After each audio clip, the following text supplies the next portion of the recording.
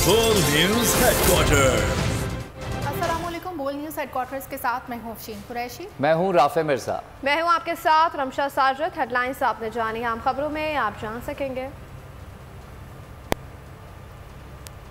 Final call का ऐलान,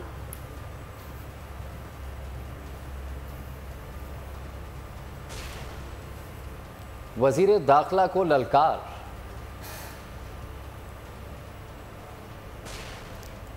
और गुजरावाला में पड़ाव।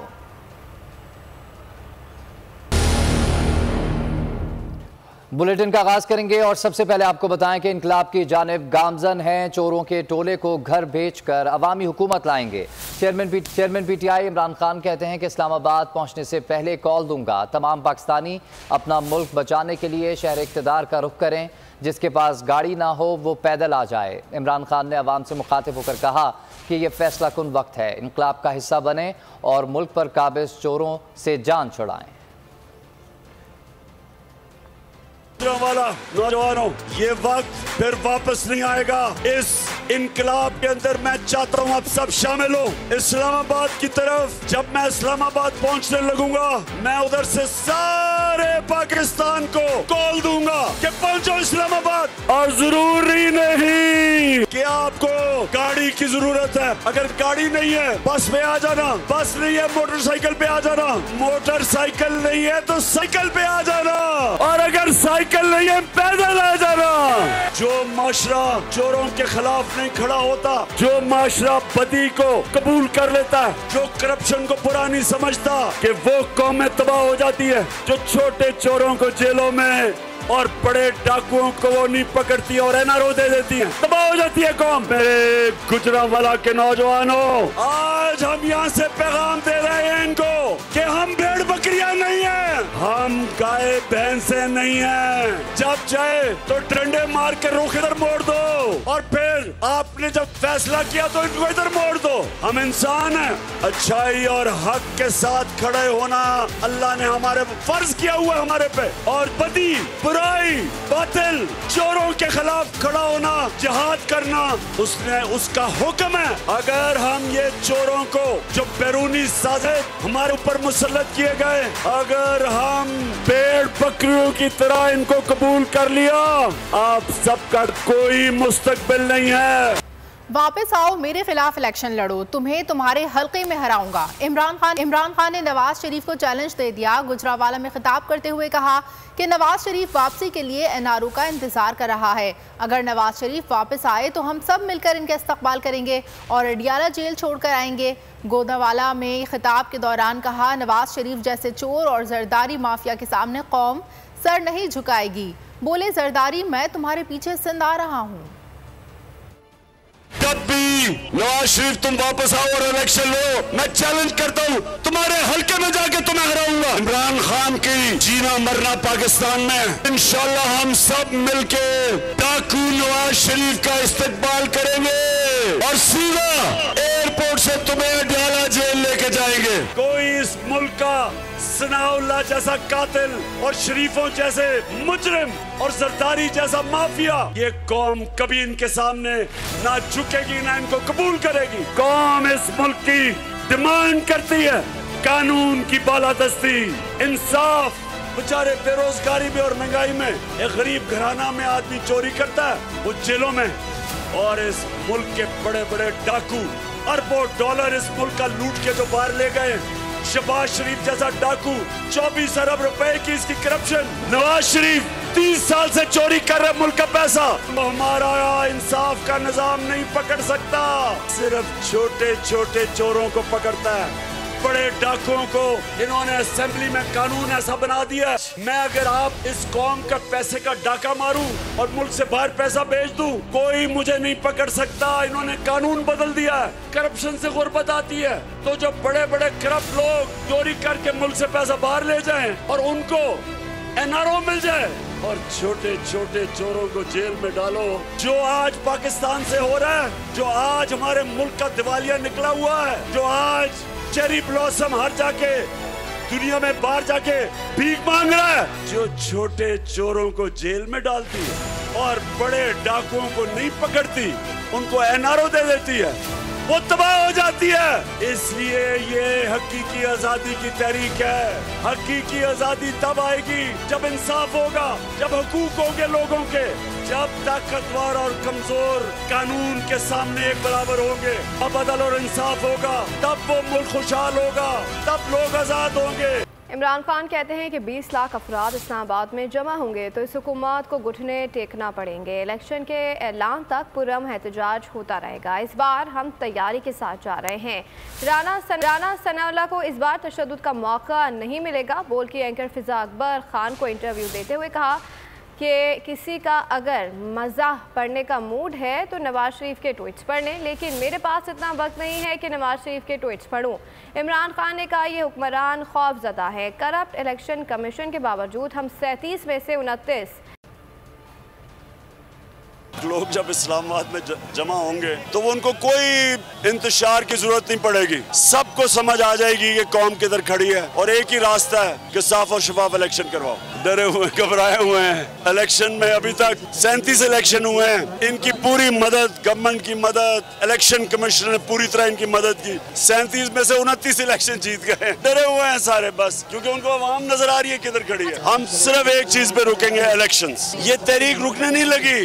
ये अगर इस्लामाबाद हम जा रहे हैं और 20 लाख लोग अगर इन्होंने देखा और कहा इलेक्शन नहीं होगा तो ये रुकेगी नहीं, ये तहरीक चलती जाएगी। पुरअमन एहतजाज होता रहेगा, जो हमारा हक है। हमें नहीं पता था कि राना सनाउल्लाह एक पुरअमन एहतजाज पे तशद्दुद करेगा। इस बार हम तैयार हैं और उसे मौका ही नहीं मिलेगा। इस बार पाकिस्तान की अदलिया भी जानती है, पाकिस्तानी कौम भी जानती है, मीडिया भी जानता है कि सनाउल्लाह से बड़ा मुजरिम, एक जुराइम पेशा आदमी, कातिल, झूठा, एक कब्जा ग्रुप, अगर वो जो भी वो कह रहा है कौन कौम इसे मानेगी।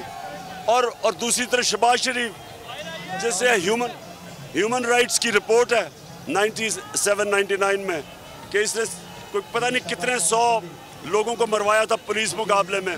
आबिद बॉक्सर की रिपोर्ट है। ये लोगों की क्या क्रेडिबिलिटी है। नवाज शरीफ मरियम की ट्वीट इसलिए नहीं पढ़ता क्योंकि वो अगर आपने कोई मज़ाहिया चीज़ पढ़नी हो तो उसकी ट्वीट्स पढ़ो, मेरे पास टाइम नहीं है। और नवाज शरीफ इतना डरपोक आदमी, और जितना करप्ट होता है उतना डरपोक होता है। असल में वो डरा इतना ज्यादा इसने और जरदारी ने पैसा चोरी करके बाहर रख लिया है। अब पहले पैसा चोरी करने में इन्होंने मुल्क को तबाह किया, अब उस चोरी को बचाने के लिए मुल्क को तबाह कर रहे हैं। जो मुझे पता है जो हुआ है ये साजिश में, जो शिकार थे उसमें, जो फनकार थे, अगर मैं कहीं उनका नाम ले दूं तो या तो अपने मुल्क को नुकसान पहुंचेगा, इसलिए मैं चुप हूँ। को तबाह करना है मजीद, और पहले चोर बैठा दिए फिर मार्शल लॉ लगा दो, तो तबाह करना है, दुश्मन की जरूरत नहीं पड़ेगी। सबसे शर्मनाक चीज़ है जो सहाफ़ियों से हो रहा है। मुशर्रफ के मार्शल लॉ में कभी ऐसा नहीं था, कभी ऐसा नहीं था जो ये कर रहे हैं।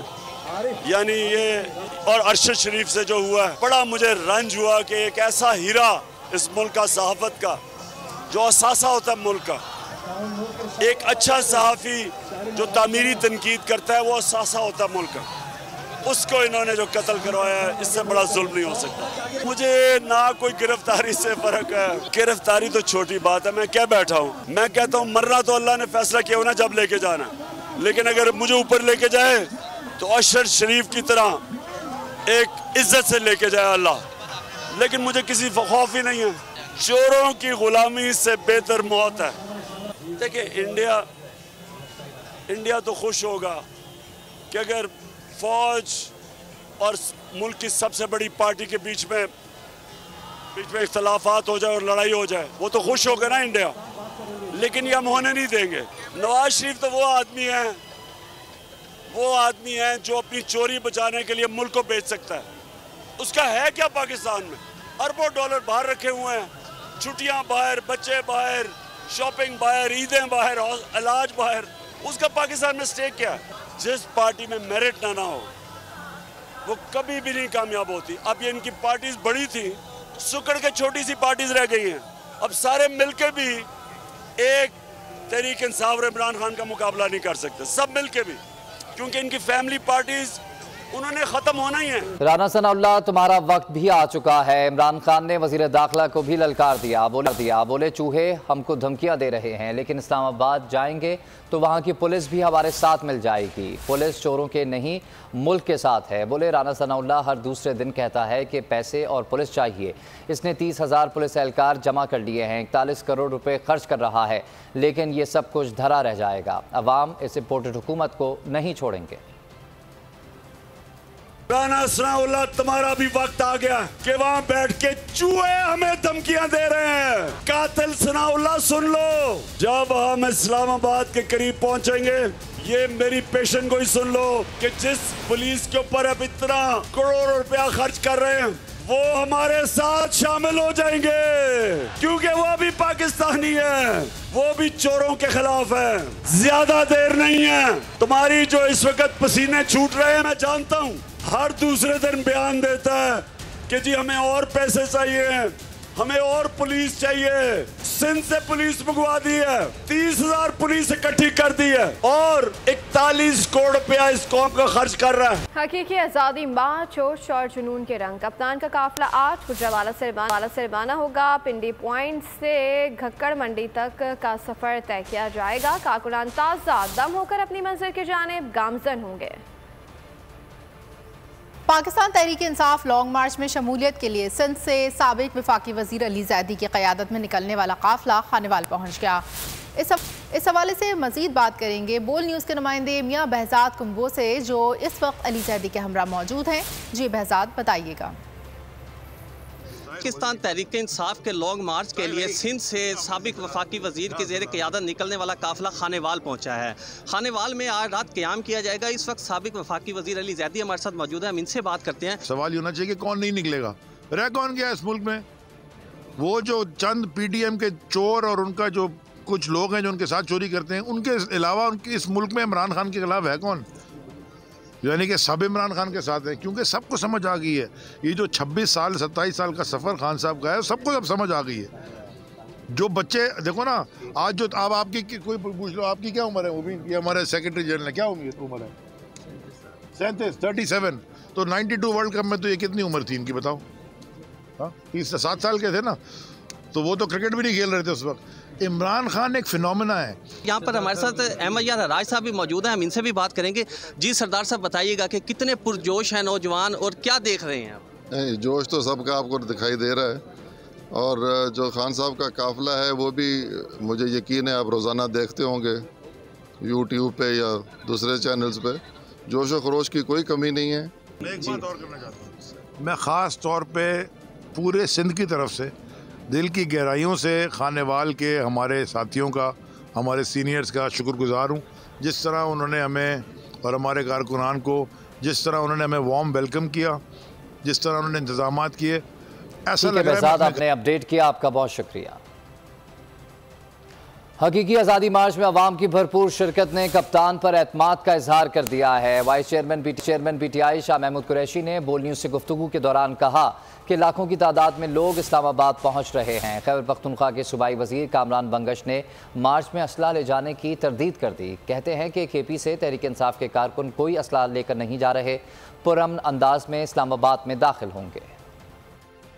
जो गुजरावाला में हुआ है, अगर आप उसको यकीनन आप वाहिद चैनल है जो हमारे मार्च को मुनासिब कवरेज दे रहा है, और आपकी पूरी टीम, आपके कैमरामैन सारे होते हैं। गुजरावाला शहर में ऐसा इस्तकबाल अरसा दराज में किसी ने नहीं देखा। खान साहब का और तहरीक इंसाफ का पहले दिन से बड़ा वाज़ेह है कि हम बैलेट के ज़रिए इनकलाब लाना चाहते हैं, बैलेट के ज़रिए तब्दीली लेकर आना चाहते हैं। हम पुरअमन रहेंगे, पुरअमन तरीके से हम अपनी जद्दोजहद जारी रखेंगे। हम हुरी लोग हैं, तालीम याफ्ता लोग हैं, हम बिल्कुल किसी भी किस्म का एक गमला भी नहीं टूटेगा, एक पत्ता भी नहीं टूटेगा। ये कमिटमेंट है पाकिस्तान तहरीक इंसाफ जानिब से। हकीकी आज़ादी मार्च में ज़बरदस्त जोश व खरोश। शुरा ने फौरी इलेक्शन का मुतालबा कर दिया। कहते हैं कि अपने बच्चों और मुस्तकबिल के लिए निकले हैं, हकीकी आज़ादी लेकर रहेंगे।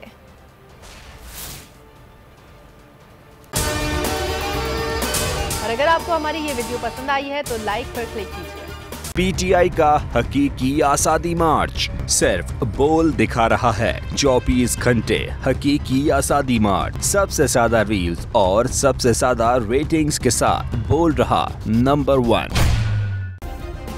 सब्सक्राइब करें और बेल दबाएं ताकि कोई खबर रह न जाए।